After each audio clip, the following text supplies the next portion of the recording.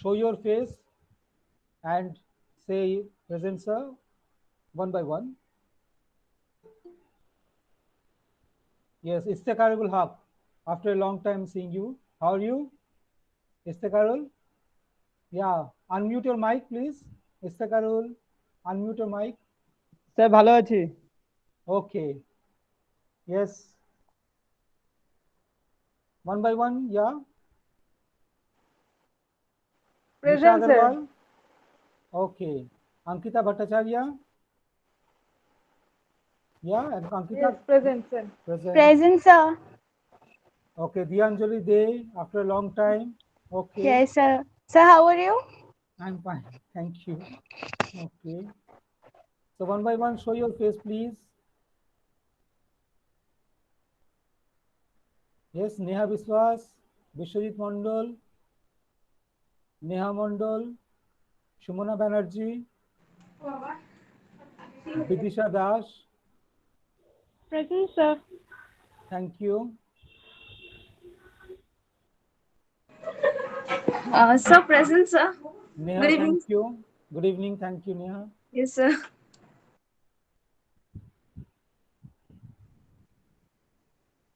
Present, sir. Thank you, Vidisha, for attending the class. Thank you.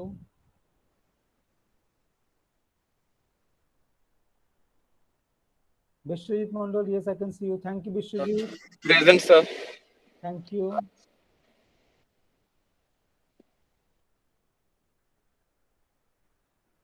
So the topic for today's discussion is Sylvia Plath. Sylvia Plath is a major poet writing in the late 50s, 1950s, early 1960s. And as far as English poetry is concerned, so she can be regarded as the best known women poet of the 20th century. So is it an overstatement? I do not know. But one of my personal favorites, Sylvia Plath is one of the best known women poets of the 20th century. And I would like to say that Sylvia Plath, along with T.S. Eliot, is also one of the best known poets of the 20th century. Her fame has actually eclipsed every poet. Yet, as we find that unlike other poets whose international reputation were established during their lifetime, Plath's fame came more and more slowly, growing gradually after her death in 1963. So she was born in 1932. At an early age, in 1963, she died. So her reputation also gradually grew after 1990s, at the end of the century. And now she has acquired almost a mythical character, mythical status, inspiring dozens of biographies, critical studies, memoirs, performances, and even by the present day. So a film, you have seen a film, you may see a film, Hollywood film about her life with Gwyneth Paltrow playing Sylvia. The movie is named Sylvia. So this rise of Sylvia Plath to the iconic status has been with reason, not only because of her biography, not only because of her relationship with another major poet, Ted Hughes, but also because of her poetic capability. So my task today will be to read Sylvia Plath's poems in light not of her biography, but in light of her poems. And I shall be taking into account the early responses to her poem. So she has been often overshadowed by so many great poets, overshadowed by especially male poets like Ted Hughes, her husband. So I shall be reading how Sylvia Plath transcends the limitations of a female writer, transcends the limitation of a poet, transcends the limitations of a critical thinker by writing poems, by creating a space of her own in the history of English poetry. So her poems, when they were published, were overshadowed by the contemporary poets of the 60s. And the early responses to her poetry primarily focused on the darkness of her poetry, on the imagery of blood and violence, and also on her eventual act of suicide. So suicide, as we know, is the most theatrical. It can capture the headlines. But shall we read Sylvia Plath as a confessional poet, as a poet writing poetry out of this homicidal, suicidal tendency? Or shall we read Sylvia Plath as a critical thinker, a poet who is breaking all the canons of English poetry and writing a poetry of her own? So her works were later assessed, particularly by feminist critics, who start drawing our attention to the power of her language, to the power of her rage, anger, to the violence, vituperative violence of her writing, and by the way in which she sought to write the language of the female through her poems. Her works were seen as exemplifying many of the contradictions that were rampant during that period of the 60s, the dilemmas especially faced by the female, struggling for self-realization while trying also to conform to the social expectations of the female, trying to fit into the roles, fit into the boot of the conventional patriarchy. The boot itches, the boot, daddy, you do not do, you do not do. The boot itches the poet. While some critics read into Sylvia Plath's work the story of a fragmented, damaged individual whose death was a culmination of a long flirtation with the idea of death itself. Several critics are, of course, there who saw her as a female, as an every woman, as a person speaking to fellow poets, fellow women, whose poetry spoke of the pain of being a female, struggling very hard to live up to the impossible ideals of womanliness. The diversity of her opinion, as of the quality of Sylvia Plath's poetry, and the commentaries that we read on her book, mainly on her poems as an autobiographical statement of her inner struggle, should be replaced by an alternative reading of the poems. And such criticism of Sylvia Plath's poem often take us closer to her life than to her art. So my task will today to deconstruct the reading of Sylvia Plath by breaking her away from her life and bringing her into the central stage of her creative, artistic work. That is how I would like to see Sylvia Plath. So with Susan Bassnett, who wrote in Sylvia Plath an introduction to the poetry, I would like to focus primarily on the shift of the critical analysis of the poem from the biographical reading, biliterary studies, to a more structuralist, post-structuralist, deconstructive, feminist, and cultural study of the text. So my focus will be on two texts, Daddy and Lady Lazarus. But as Daddy, this poem has been assigned to Professor Rupsha Roy Chaudhary, I shall be taking up Lady Lazarus that has been assigned to me. So as Sylvia Plath wrote in a highly individualistic way, trying to develop a kind of private mythology through the use of her own created private symbology, some keywords weaving together themes and images in a way that are not always immediately obvious to the reader. She has often emerged as a very difficult poet. Poetry is challenging the words. Words have literal meaning, but poetry is like challenging or stretching the possibility of words. And Sylvia Plath has done that to the best possible manner.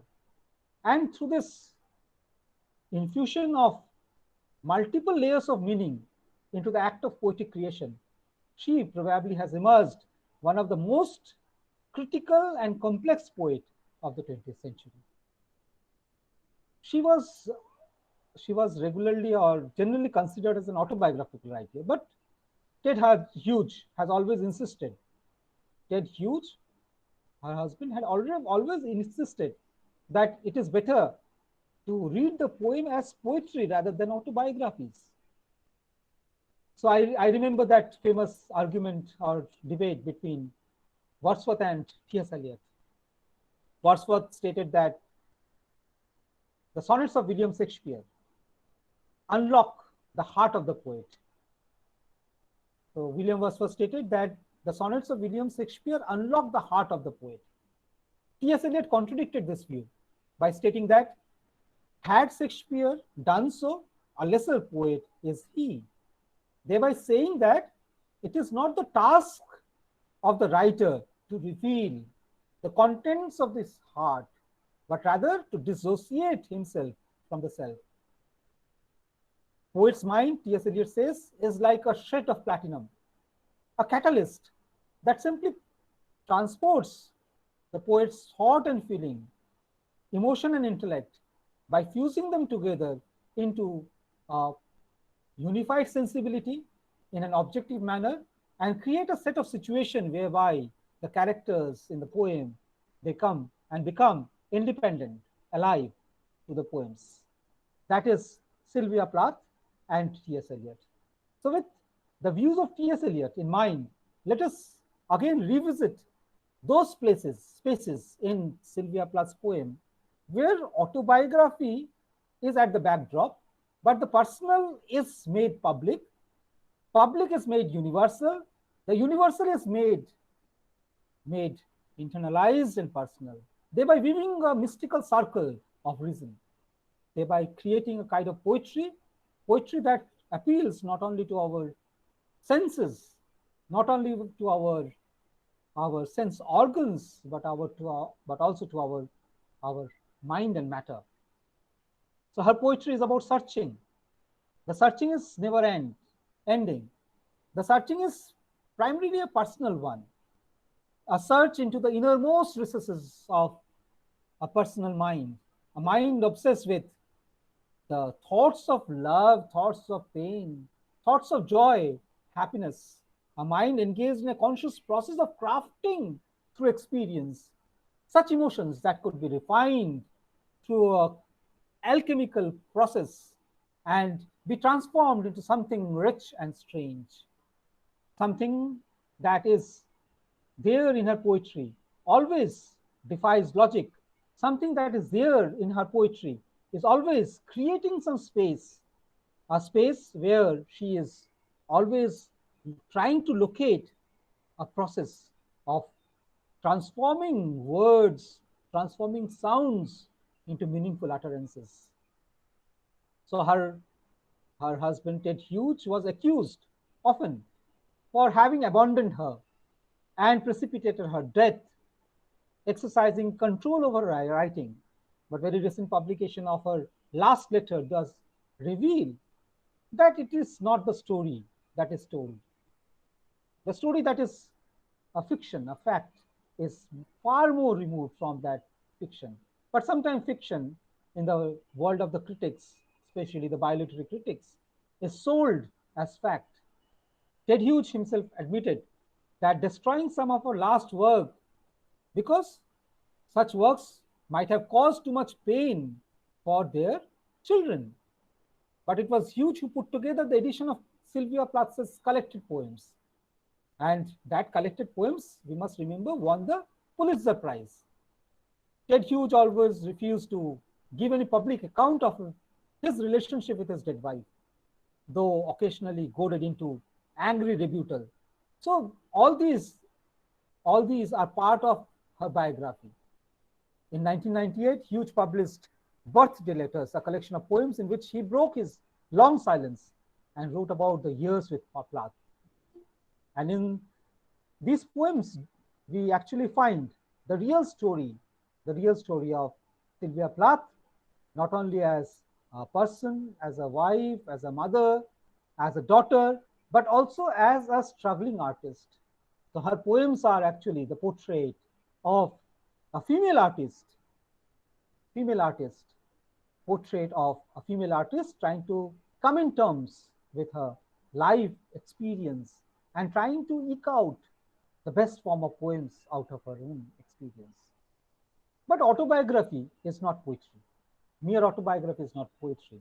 Even the adolescents can write autobiography with spontaneous overflow of powerful emotion. Poetry is far more conscious. It is far more critical. It is like coming in terms with the sounds and silences of the mind in possible expressions. So her best collections, Sylvia Plath's poetry, Ariel, the 40 poem collection included in the volume. So most frequently, these are cited as the most powerful pieces of her entire output. And it was huge, Ted Hughes, who himself actually edited the manuscript that saw the print in 1965. So Hughes admits that actually he shaped the final version of the manuscript and included the poems composed during different times. His intention was to publish this volume and to show the enormous range and variety and Sylvia Plath's poetic ability, rather than just a collection of poems filled with hatred and contradictions.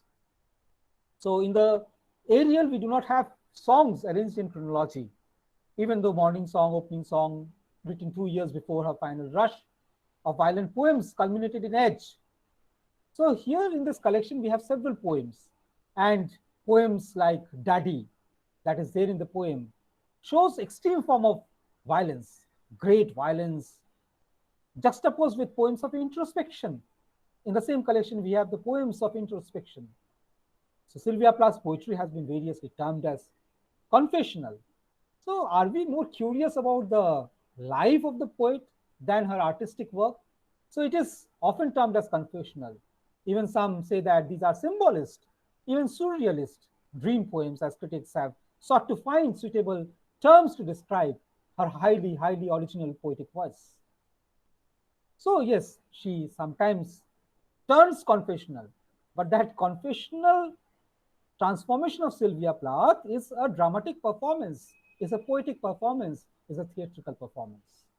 And therefore, whatever we understand by reading her biography about her poem is definitely going to mislead us towards herself rather than towards her poetry.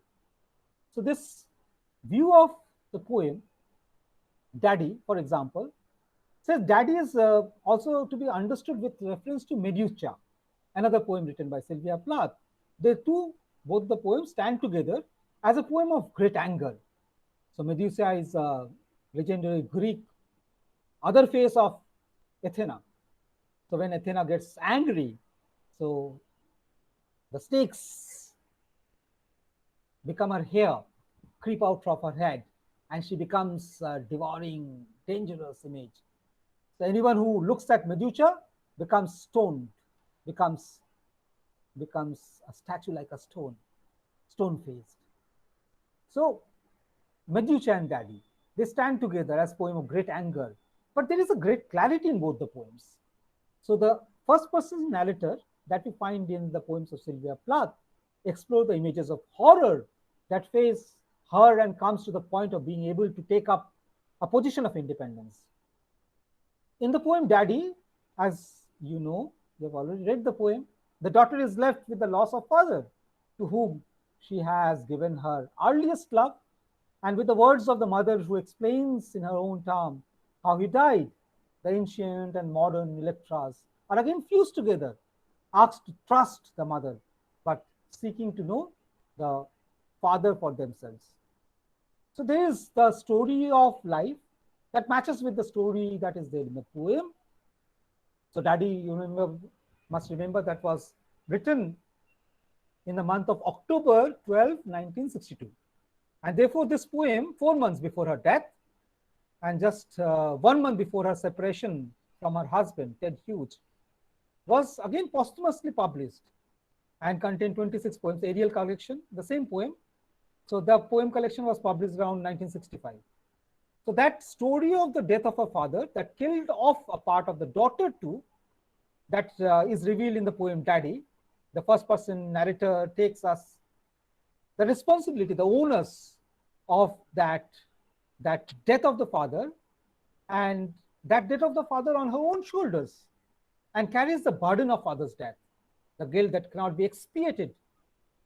So this shows the transformation of Sylvia Plath into a person whose bioliterary evolution as a poet is described through such personal tropes drawn from her familial life. But these are definitely not confessional autobiographies, the sorrowful tales of her own past. Critic like George Steiner refers to Daddy as Guernica of modern poetry. He says that it achieves the classical art of generalization. So this is interesting. I said Sylvia Plath's poetry evolves from the private, becomes public. From public, it becomes universal. And George Steiner also says that this poem achieves the classical art of generalization, translating a private, obviously intolerable hurt, pain into a code of pain statement of instantaneously public images is concerned all. So there are so many layers that are superimposed one on the other, and like the peels of onion.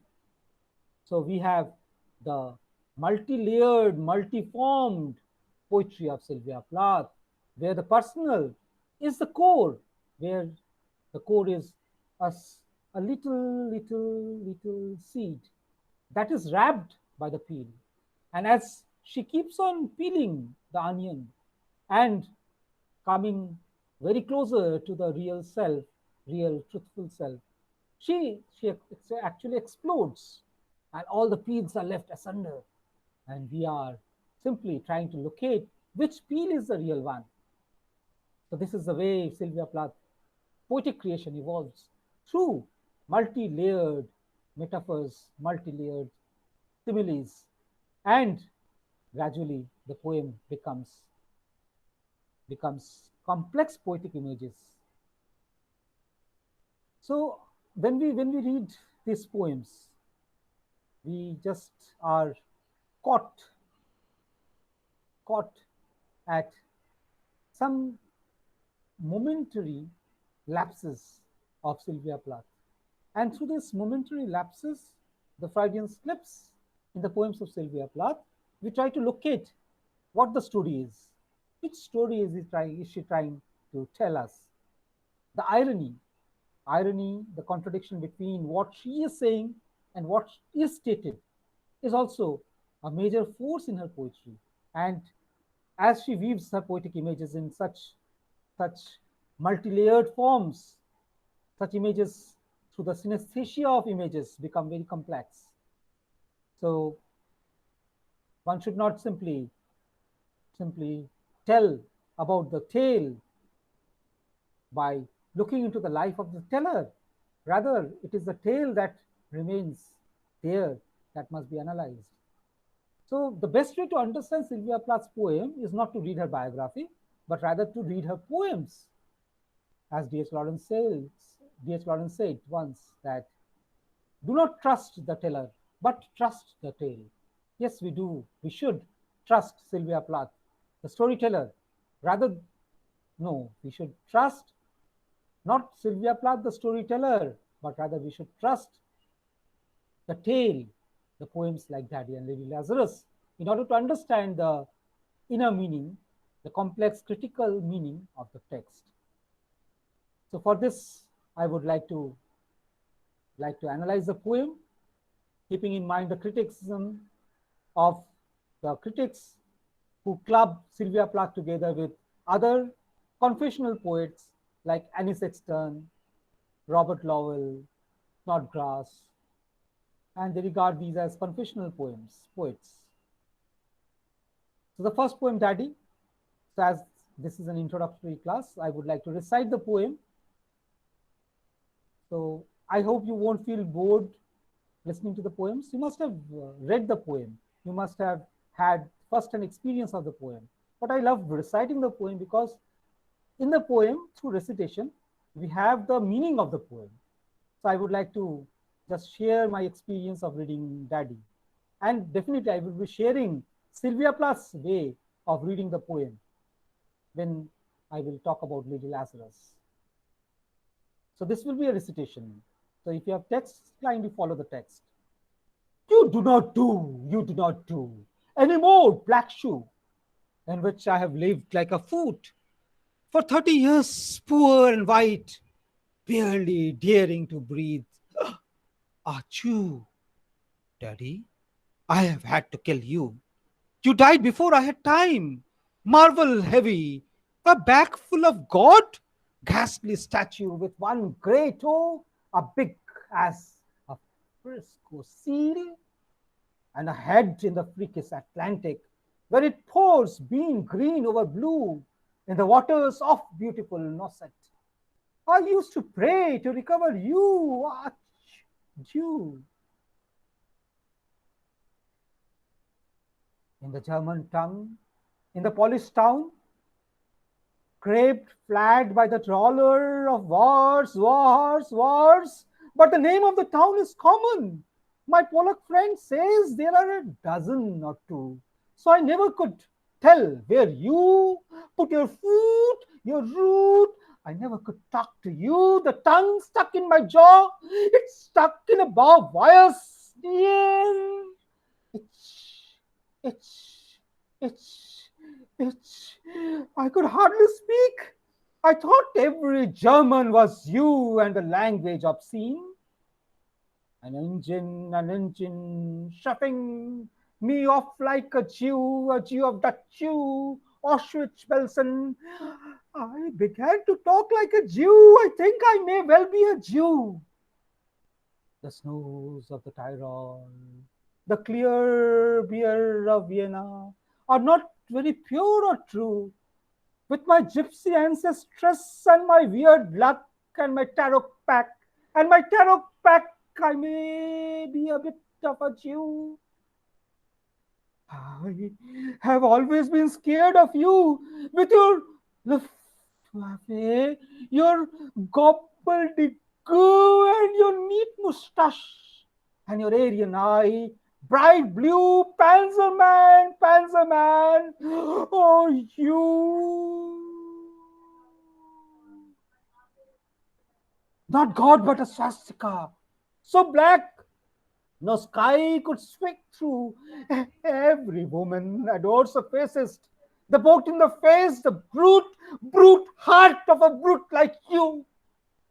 You stand at the blackboard, Daddy. In the picture I have of you, a cleft in your chin instead of your foot. But no less a devil for that. No, not any less the black man who bit my pretty red into. I was 10 when they buried you. At 20, I tried to die and get back, back, back to you. I thought even the bones would do. But they pulled me out of the sack and they stuck me together with glue. And then I knew what to do. I made a model of you, a man in black with a main cap look and a love of that rack and the screw. And I said, I do. So, Daddy, I am finally through. The black telephone is soft at the root. The voices just can't warm through. If I have killed one man, I have killed two. The vampire who said he was you and drank my blood for a year, 7 years, if you want to know. Daddy, you can lie back now. There is a stake in your fat black heart, and the villagers never liked you. They are dancing and stamping on you.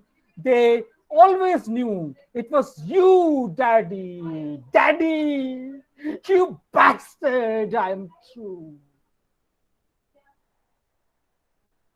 Sylvia Plath.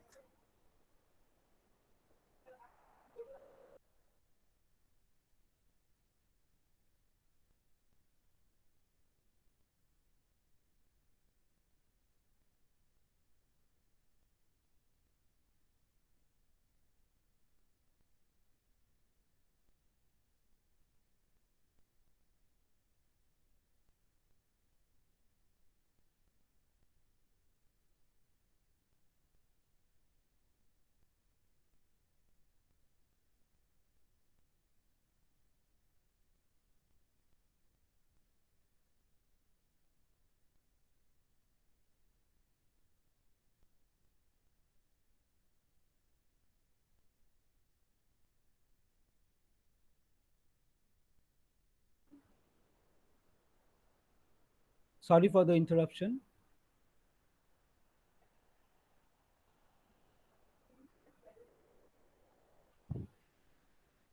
So would you consider Sylvia Plath as an autobiographical poet after going through this discussion, the reading of the poem?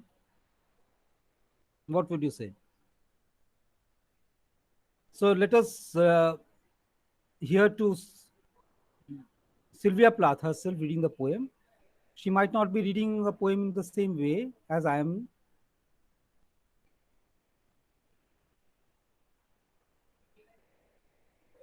So I'm trying to share the screen so that you can hear.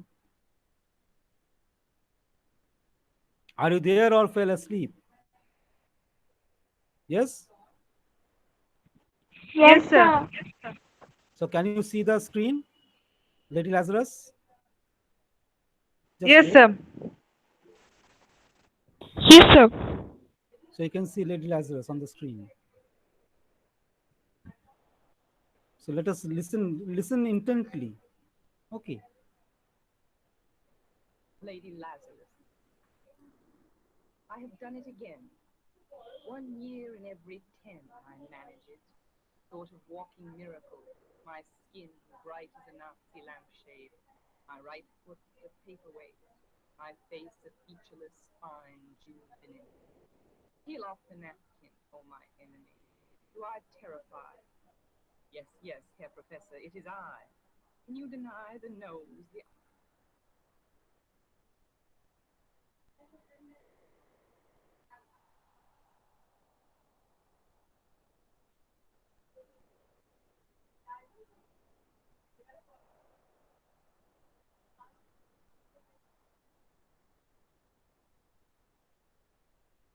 Lady Lazarus? I have done it again.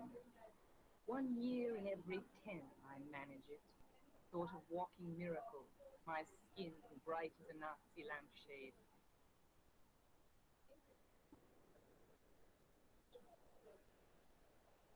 Lady Lazarus. I have done it again.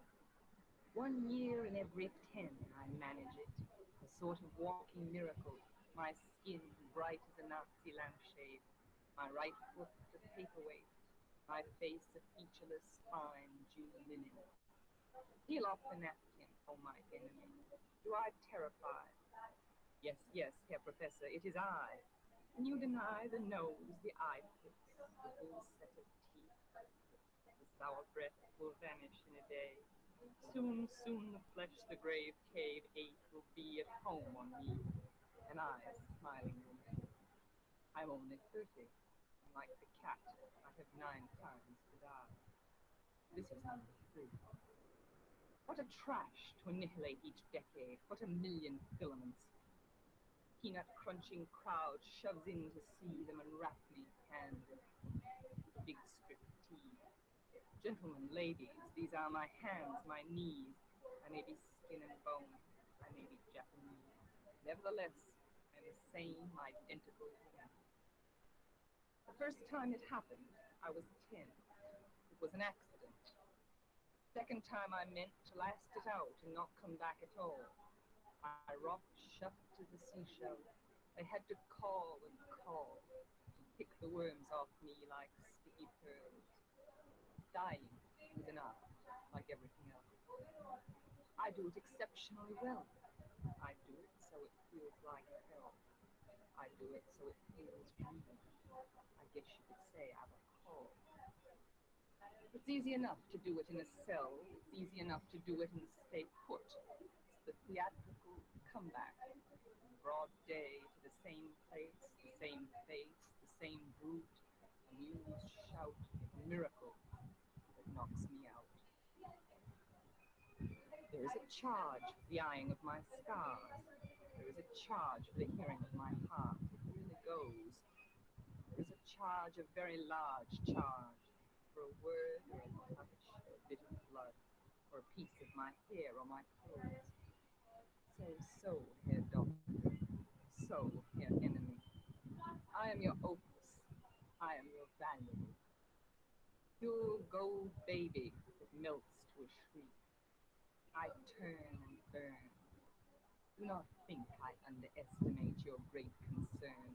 Ash, ash, you poke and stir, flesh, bone. There is nothing there. Cake of soap, a wedding ring, a gold filling. Hear God, hear Lucifer, beware, beware. Out of the ash I rise with my red hair, and I descend like air.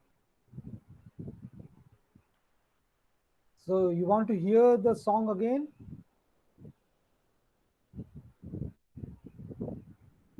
Would you like to hear the poem again? Hello, again, 13 students gone to sleep.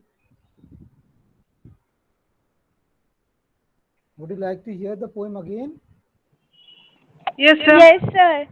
One more? Okay, second hearing. Yes, I sir. call this second hearing. The more you listen to the poem, you understand what the poem is. Lady Lazarus, Okay, sir. I have done it again. 1 year in every 10 I manage it. Sort of walking miracle.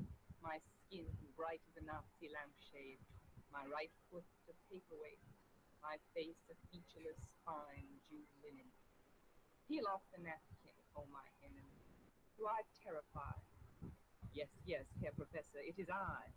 Can you deny the nose, the eye pits, the falsetto?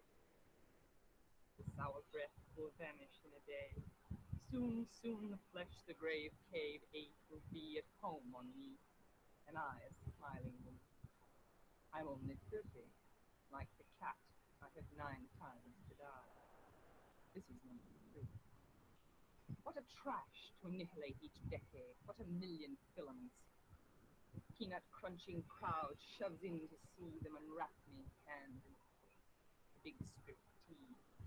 Gentlemen, ladies, these are my hands, my knees. I may be skin and bone, I may be Japanese. Nevertheless, I am the same identical woman.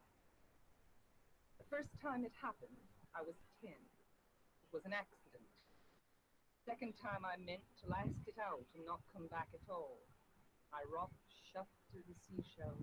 They had to call and call, pick the worms off me like sticky pearls. Dying is an art, like everything else. I do it exceptionally well. I do it so it feels like hell. I do it so it feels real. I guess you could say I'm a call. It's easy enough to do it in a cell. It's easy enough to do it and stay put. The theatrical comeback in broad day to the same place, the same face, the same brute. News shout miracle that knocks me out. There is a charge for the eyeing of my scars. There is a charge for the hearing of my heart. It really goes. There is a charge, a very large charge, for a word or a touch or a bit of blood, or a piece of my hair or my clothes. So, Herr Doctor. So, Herr Enemy. I am your opus. I am your valuable. The pure gold baby that melts to a shriek. I turn and burn. Do not think I underestimate your great concern. Ash, ash, you poke and stir, flesh, bone. There is nothing there. Cake of soap, a wedding ring, a gold filling. Hear God, hear Lucifer, beware, beware. Out of the ash I rise with my red hair, and I eat men like eggs.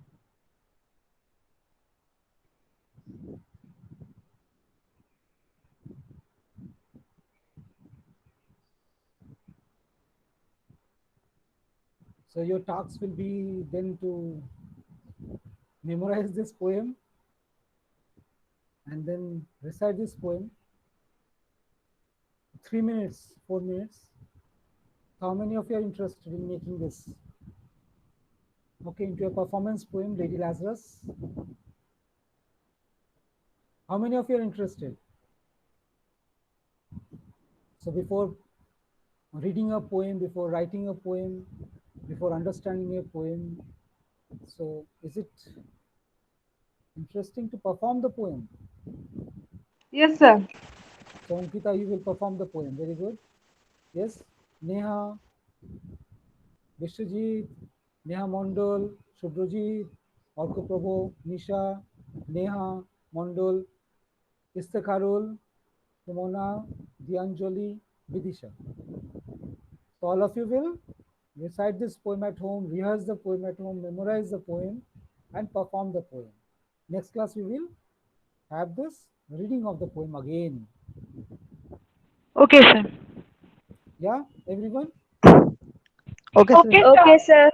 Okay, agreed. Okay, sir. So that will help us to understand the poem. So line wise, I can explain the poem. So paraphrase, first the paraphrase of the poem. Very simple paraphrase. There is a lady who says, I have done it.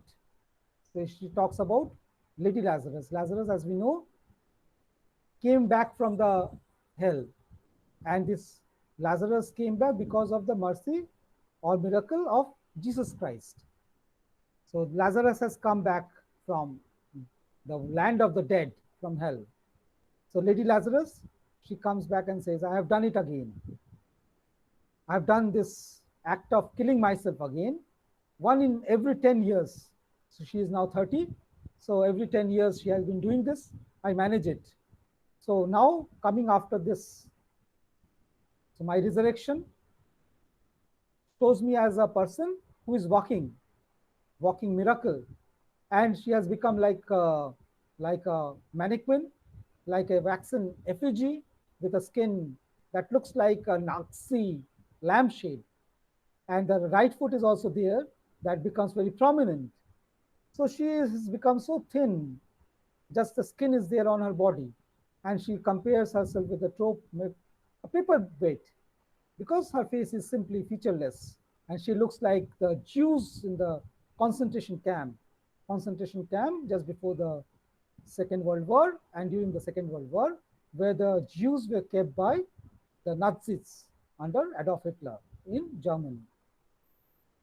So this imagery is further carried. So she's asking the enemy, peel off the napkin. The skin that has turned into a napkin, please peel off. And after that, you can see the body, the bones beneath the skin. Do I terrify you, my enemies? See, look at me. So my entire skeletal body with a skin on it, with the nose, with the eye pits, and the set of teeth, even the sore breath, all this will vanish in a day. And soon what will happen? As I return from this hospital, from this concentration camp, from this life, soon the flesh that the grave already ate when I was buried will come back on my body, on my bones. And I will return like Lazarus, a smiling Lazarus at the age of 30. And like cat, I will have 9 times to die. So we have this proverb, the cat has 9 times to die. In Tom and Jerry, you remember, Tom has 9 lives. So like Tom, I will return back. Like a cat, I will return back to life again and again. So this time, this is the third, number 3, 1962, October. Put a trash. So every decade, 10 years of my life has been turned into a trash by the act of suicidal annihilation of the self. What a million filaments, peanut crunching crowd shoves into sea. So after every kind of suicidal attack, I just turn into patient kept in the hospital. And so many people come just to see me. What has happened to her? What has happened to her? Just for query. And they are just indifferent, peanut crunching crowd. They come to see me. What has happened to me? And what do? They just simply unwrap me. So minutely watch me from hand to foot. I am become a big striptease, as if a person who has been laid for a striptease. One by one, my clothes are unwrapped for the scrutiny. Okay, I will perform this striptease. Gentlemen, ladies, look, these are my hands. These are my knees. These I may be skin and bone. Nevertheless, you remember I am the self same, that old identical woman. The first time it came, it happened, I was 10. At the 10 years age, she met an accident. The second time, so I meant to last it out and come back at all. I rocked shut. So late teenage, she tried to commit suicide, but she somehow came out. At a seashell, she became introspective, introverted, and like a seashell, like the snail in the seashell. So everyone had to come and call and call and call and pick the worms of a life, of her, like a sticky pearl.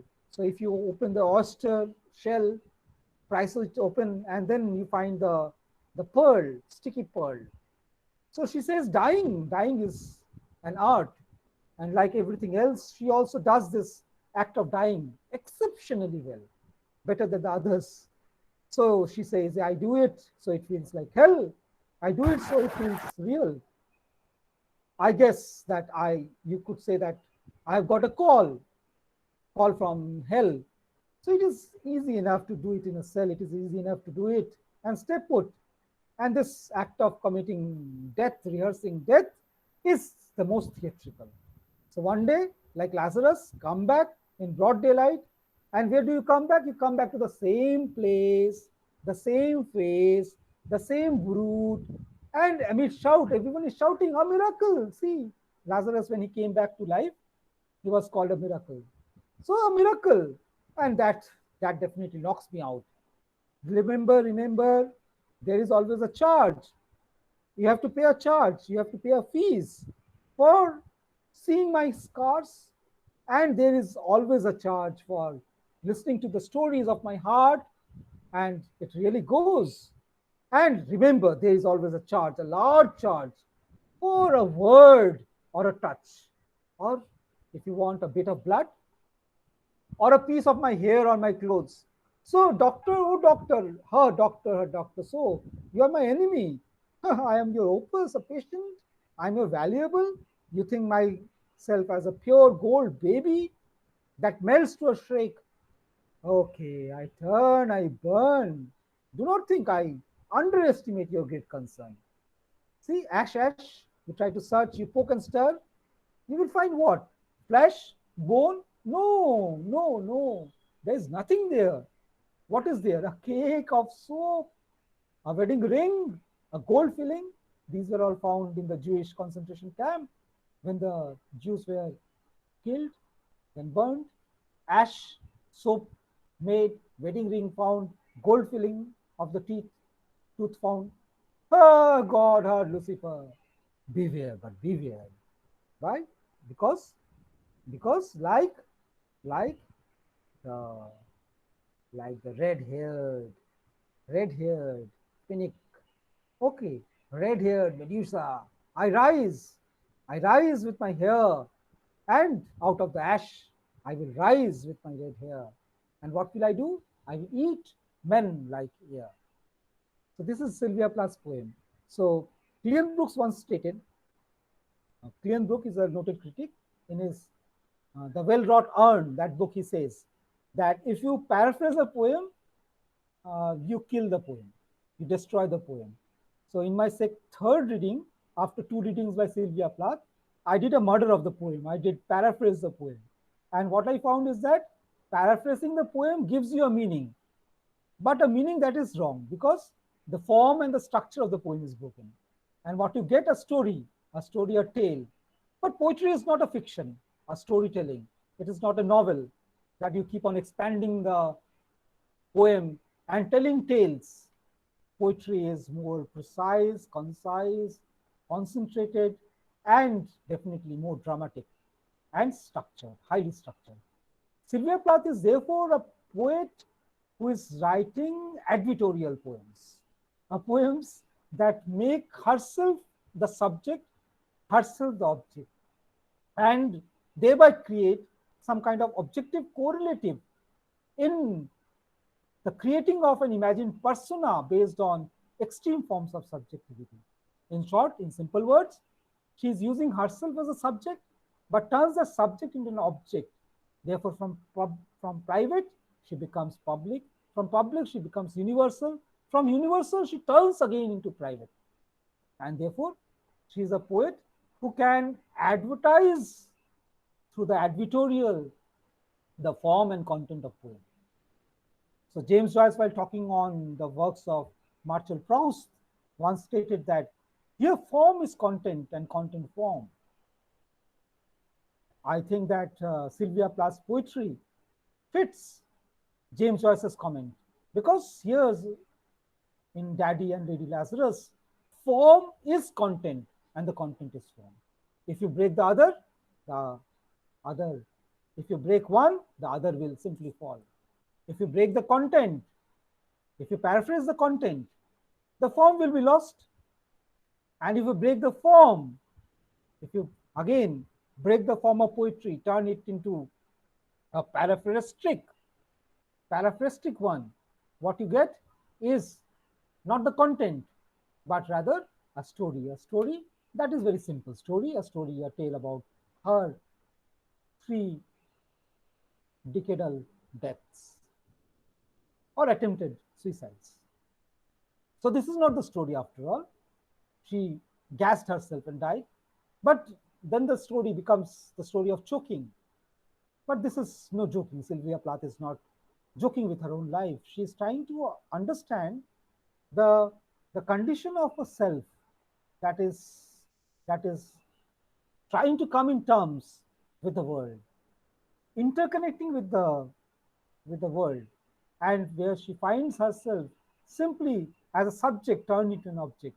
And through this poem, that object is revealed as a ramification of the subject, disoriented, discharged into the, or diffused into that world of fragmentation of self.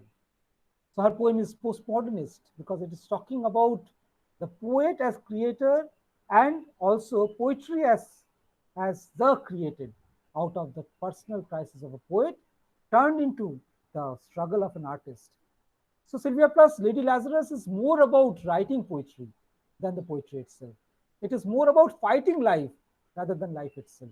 It is more about the revelation of the self. It is more about the disclosure of the self than about the evasion of the self.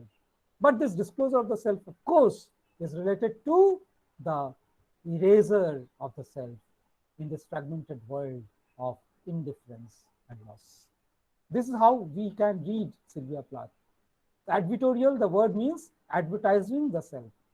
So that is the most theatrical. When she's saying this, she's also talking about this theatricality that is there in the art of performance.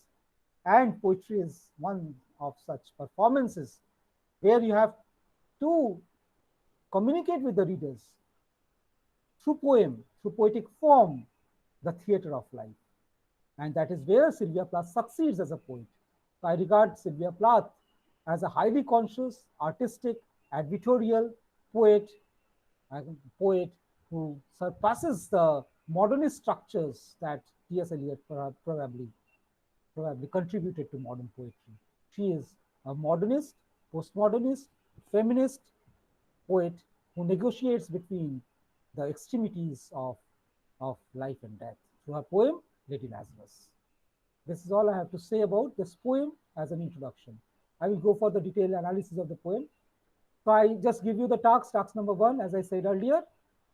Read, wrote, recite, okay, and then record. The next class, I will have the recording of your performances. Got it? Online, recording of the performances. Now question hour. Any question from your side with relation to the poem? Yes, unmute your mic and say. No, sir, it's clear. Yeah, any question? Neha, Shubhrajyoti, or No, sir. Neha, Istekarul? No, sir. What happened to questions? Dianjali? Nothing, Nisha? sir. No, sir. No, sir. Clear. So task is done. So next day when we meet, I expect my students to. Sir, Yeah? sir, can you explain our syllabus? Actually, what is the DC paper? I can't understand this. And what we have to read from this paper. So can you please